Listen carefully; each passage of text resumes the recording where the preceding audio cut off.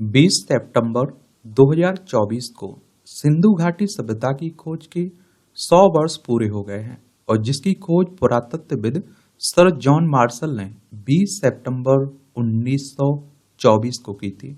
तो आज हम लोग हड़प्पा सभ्यता के बारे में एक विस्तार से चर्चा कर लेते हैं।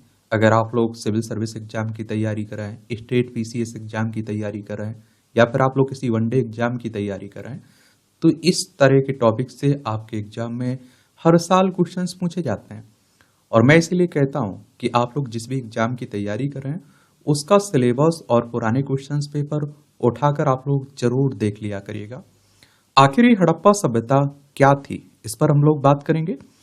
और आप देखिए, हड़प्पा सभ्यता के महत्वपूर्ण स्थल कौन कौन से थे उन पर भी बात करेंगे, उनके बारे में जानेंगे हम लोग। और हड़प्पा सभ्यता की प्रमुख विशेषताएं क्या थी उन्हें भी देखेंगे, इन विशेषताओं के बारे में भी बात करेंगे हम लोग।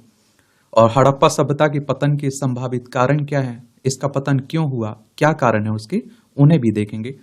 और जो हड़प्पा सभ्यता साइटों से संबंधित कुछ हालिया पहल भी हुई हैं, उन हालिया पहलों के बारे में भी बात करेंगे।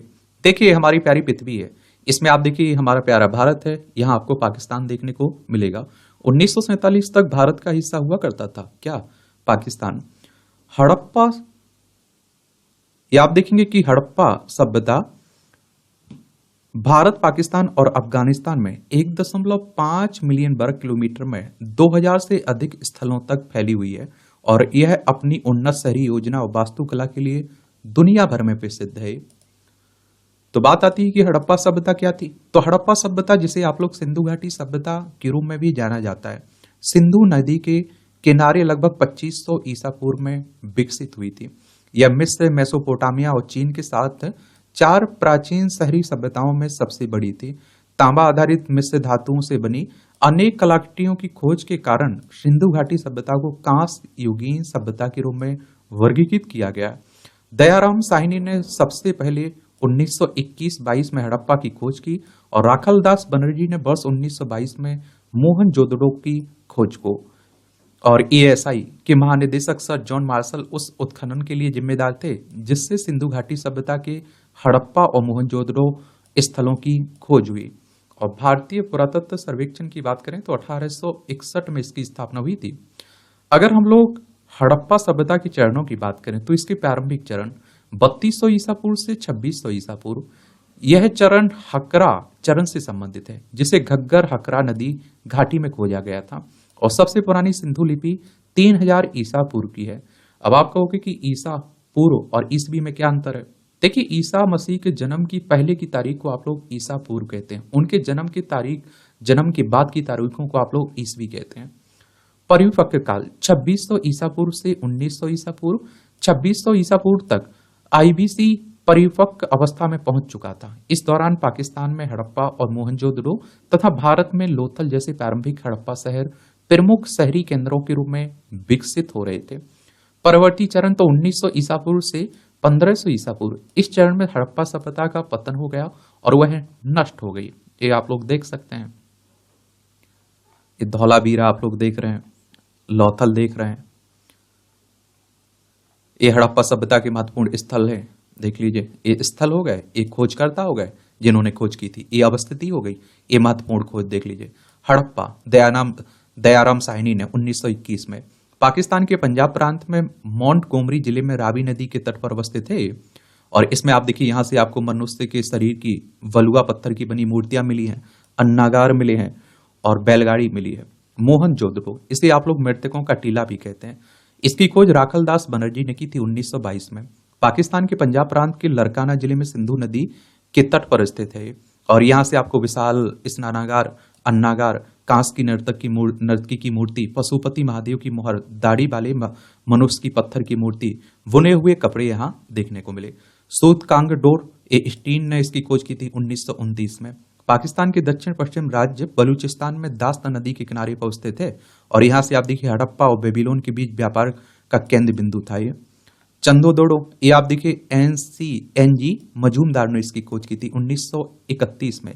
सिंधु नदी के तट पर सिंध प्रांत में ये देखने को मिलेगा। यहाँ से मन के बनाने की दुकानें मिली हैं। बिल्ली का पीछा करते हुए कुत्ते के पदचिन्ह भी देखने को मिलेंगे। आमरी, एनजी मजूमदार ने 1935 में इसकी खोज की थी। और सिंधु नदी के तट पर आप देखें, ये देखने को मिलेगा, यहाँ से हिरन के साक्ष्य आपको देखने को मिलेंगे।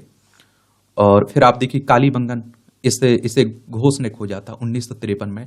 राजस्थान में घग्गर नदी के किनारे देखने को मिलेगा, यहाँ से अग्नि वेदिकाएं मिली, ऊंट की हड्डियां मिली, लकड़ी का हल मिला है। लोथल, आर राव ने 1953 में इसे खोजा था। गुजरात में कैम्बी की कड़ी के नजदीक भोगवा नदी के किनारे पर स्थित है।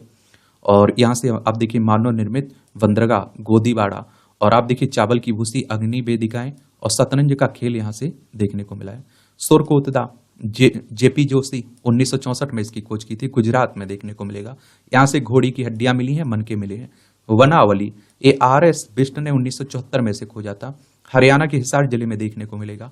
यहाँ से मन के, जौ, हड़प्पा पूर्व हड़प्पा संस्कृतियों के साक्ष्य मिले हैं।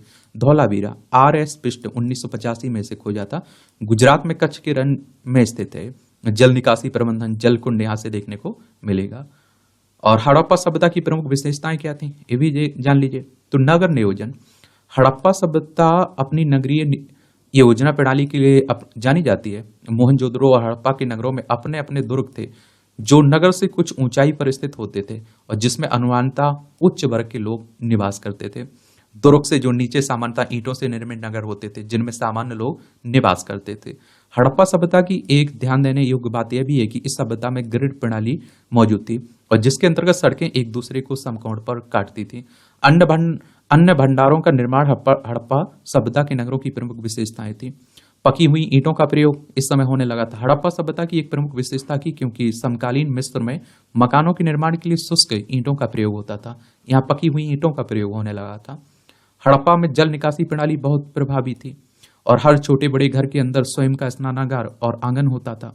कालीबंगा के बहुत से घरों में कुएं नहीं पाए जाते थे। कुछ स्थान जैसे लोथल और धौलावीरा में संपूर्ण विन्यास मजबूत और नगर दीवारों द्वारा भागों में विभाजित थे। कृषि की बात करें तो हड़प्पाई गांव मुख्यतः पिलावन मैदानों के पास स्थित थे, जो पर्याप्त मात्रा में अनाज का उत्पादन करते थे। गेहूं, जौ, सरसों, तिल, मसूर आदि का उत्पादन होता था। गुजरात के कुछ स्थानों से बाजरा उत्पादन के संकेत भी मिले हैं, जबकि यहाँ चावल के प्रयोग के संकेत तुलनात्मक रूप से बहुत ही दुर्लभ मिलते हैं। सिंधु सभ्यता के मनुष्यों ने सर्वप्रथम कपास की खेती का प्रारंभ की थी, और वास्तविक कृषि परंपराओं को पुनर्निर्मित करना कठिन होता है, क्योंकि कृषि की प्रधानता का मापन इसके अनाज उत्पादन क्षमता के आधार पर किया जाता है। मोहरों और टेराकोटा की मूर्तियों पर सांड के चित्र मिले हैं, तथा पुरातात्विक खुदाई से बैलों से जुते हुए खेत के साक्ष्य भी मिले हैं। हड़प्पाई लोग कृषि के साथ साथ बड़े पैमाने पर पशुपालन भी करते थे। अब आप सोचिए, हड़प्पा के लोगों से हमें सीखना चाहिए, उस समय की सभ्यता से, उस समय के लोगों से, कि हम लोग खेती कर रहे हैं तो उसके साथ पशुपालन करना शुरू कर दें। तो आप देखते हैं खेती अगर बर्बाद हो जाती है तो कम से कम पशुपालन से तो पेट भर जाएगा। बुंदेलखंड में हम अपने यहाँ देखते हैं कि लोग, आप देखिए, खेती पर पूरी तरह से निर्भर हैं, और वो एक तरह से किसानों की हालत वहां बहुत बुरी देखने को मिलती है। घोड़े के साक्ष्य सूक्ष्म रूप में मोहनजोदड़ो और लोथल की एक संशयुक्त टेराकोटा की मूर्ति से मिले। हड़प्पाई संस्कृति किसी भी स्थिति में अश्व केंद्रित नहीं थी। अर्थव्यवस्था की बात करें इस समय की, तो अनगिनत संख्या में मिली मोहरें, एक समान लिपि, वजन और मापन की विधियों से सिंधु घाटी सभ्यता के लोगों के जीवन में व्यापार के महत्व के बारे में पता चलता है। हड़प्पाई लोग पत्थर, धातुओं, सीप या फिर शंख का व्यापार करते थे। धातु मुद्रा का प्रयोग नहीं होता था। व्यापार की वस्तु विनिमय प्रणाली मौजूद थी, अदला बदली एक तरह से, कि हमारे पास ये वस्तु है, आपके पास वो वस्तु है, हमें उस वस्तु की जरूरत है, आपको इस वस्तु की जरूरत है, और बदल लेना। अरब सागर के तट पर उनके पास कुशल नौवाहन प्रणाली भी मौजूद थी। उन्होंने उत्तरी अफगानिस्तान में अपनी व्यापारिक बस्तियां स्थापित की थी, जहां से प्रामाणिक रूप से मध्य एशिया में से सुगम व्यापार होता था। दजला, फरात नदियों की भूमि वाले क्षेत्र से हड़प्पा वासियों के वाणिज्यिक संबंध थे। हड़प्पा प्राचीन लेपिस लाजुली मार्ग से व्यापार करते थे, जो संभवतः उच्च लोगों की सामाजिक पृष्ठभूमि से संबंधित है। अगर हम लोग शिल्प की बात करें तो हड़प्पाई कांस्य की वस्तुएं निर्मित करने की विधि, उसके उपयोग से भलीभांति परिचित थे। तांबा राजस्थान की खेतरी खान से प्राप्त किया जाता था, और टिन अनुमानतः अफगानिस्तान से लाया जाता था। बुनाई उद्योग में प्रयोग किए जाने वाले ठप्पे बहुत सी वस्तुओं पर पाए गए। हड़प्पाई नाव बनाने की विधि, मनका बनाने की विधि, मोहर बनाने की विधि से भली भांति परिचित थे, और टेराकोटा की मूर्तियों का निर्माण हड़प्पा सभ्यता की महत्वपूर्ण शिल्प विशेषता थी। जोहरी वर्ग सोने, चांदी, कीमती पत्थरों से आभूषण का निर्माण करते थे। मिट्टी के बर्तन बनाने की विधि पूर्णतः प्रचलन में थी। हड़प्पा वासियों की स्वयं की विशेष बर्तन बनाने की विधियां थी। हड़प्पाई लोग चमकदार बर्तनों का निर्माण करते थे। इस समय की अगर हम लोग धर्म की बात करें तो टेराकोटा की लघु मूर्तियों पर एक महिला का चित्र पाया गया और इनमें से एक लघु मूर्ति में महिला के गर्भ से उगते हुए पौधे को दर्शाया गया है। हड़प्पाई पृथ्वी को उर्वरता की देवी मानते थे और पृथ्वी की पूजा उसी तरह करते थे जिस प्रकार मिस्र के लोग नील नदी की पूजा देवी के रूप में करते थे। पुरुष देवता के रूप में मोहरों पर 3 श्रृंगी चित्त पाए गए हैं जो कि योगी की मुद्रा में बैठे हुए हैं और देवता के एक तरफ आप देखिए हाथी, एक तरफ बाघ, एक तरफ गेंडा और उसके सिंहासन के पीछे भैंसा का चित्र बनाया गया है। उनके पैरों के पास 2 हिरणों के चित्र भी हैं।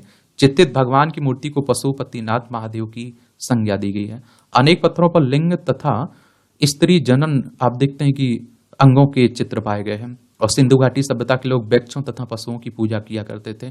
सिंधु घाटी सभ्यता में सबसे महत्वपूर्ण पशु एक सींग वाला गेंडा था और दूसरा महत्वपूर्ण पशु कुबड़ वाला सांड था। अत्यधिक मात्रा में ताबीज भी प्राप्त किए गए हैं इस समय यहां से। और हड़प्पा सभ्यता के पतन के संभावित कारण क्या है, ये भी याद रख लीजिए, नोट कर लीजिएगा। आक्रमण सिद्धांत। कुछ विद्वानों को सुझाव है कि आर्यों के नाम से जाने जाने वाली इंडो यूरोपियन जनजाति ने आक्रमण किया और आप देखिए हड़प्पा सभ्यता को ध्वस्त कर दिया। हालांकि बाद के समाजों में सांस्कृतिक निरंतरता के साक्ष्य इस अचानक आक्रमण के विवरण को चुनौती देते हैं।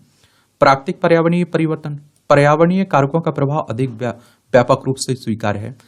टेक्टोनिक गतिविधि। भूकंपों के कारण नदियों के मार्ग बदल गए होंगे और जिससे आवश्यक जल स्रोत सूख गए होंगे। वर्षा पैटर्न में परिवर्तन।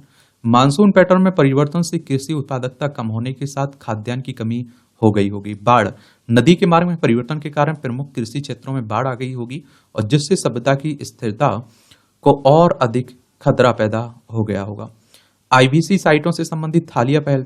तो राष्ट्रीय समुद्री विरासत परिषद सागरमाला कार्यक्रम के तहत पतन पोत परिवहन और जलमार्ग मंत्रालय लोथल में एक आप देखें राष्ट्रीय समुद्री विरासत परिषद विकसित कर रहा है। इससे भारत के समुद्री इतिहास और विरासत को प्रदर्शित करने और पर्यटकों को आकर्षित करने के लिए एक संग्रहालय, थीम पार्क, एक शोध संस्थान और बहुत कुछ शामिल है। धौलावीरा को यूनेस्को की विश्व धरोहर सूची में शामिल करना। जुलाई 2021 में धौलावीरा को यूनेस्को द्वारा भारत का 40वां विश्व धरोहर स्थल नामित किया गया। राखीगढ़ी को एक प्रतिष्ठित स्थल के रूप में विकसित करना। केंद्रीय बजट 2020-21 में राखीगढ़ी हिसार जिला हरियाणा को एक प्रतिष्ठित स्थल के रूप में विकसित करने का प्रस्ताव भी किया गया है। देखिए यूनेस्को के बारे में भी आप लोग याद रखिएगा, इस तरह के संगठनों से क्वेश्चंस पूछे जाते हैं। मैं बात कर रहा हूं किसकी, the United Nations Educational Scientific and Cultural Organization की। पेरिस फ्रांस में इसका हेडक्वार्टर देखने को मिलेगा। 16 नवंबर 1945 में इसकी स्थापना हुई थी। तो यही कहानी है सिंधु घाटी सभ्यता की, हड़प्पा सभ्यता के नाम से भी इसे जानते हैं। तो इतने पॉइंट जरूर आप लोग, इतनी जानकारी जरूर आप लोग याद रखिएगा। अगर क्वेश्चंस पूछे जाएंगे तो जरूर आप लोग आंसर दे पाएंगे, उत्तर दे पाएंगे। धन्यवाद।